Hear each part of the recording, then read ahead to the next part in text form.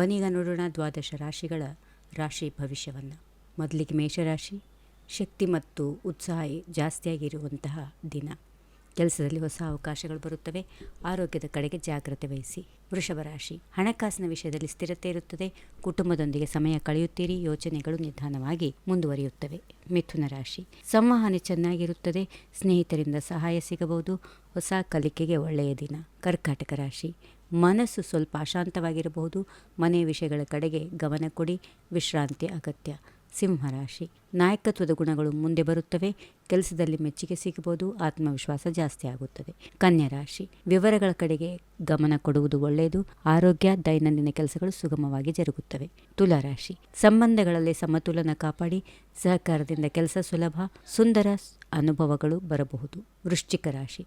ಆಳವಾದ ಯೋಚನೆಗಳು ಬರುತ್ತವೆ. ರಹಸ್ಯಗಳು ಅಥವಾ ಮುಖ್ಯ ನಿರ್ಧಾರಗಳು ತೆಗೆದುಕೊಳ್ಳಬೇಕಾಗಬಹುದು. ಧನುರಾಶಿ. ಪ್ರಯಾಣ ಅಥವಾ ಹೊಸ ಅನುಭವಗಳಿಗೆ ಅವಕಾಶ. ಆಶಾವಾದಿ ಮನಸ್ಥಿತಿ ಇರುತ್ತದೆ. ಕಲಿಕೆಗೆ ಒಳ್ಳೆಯ ಸಮಯ.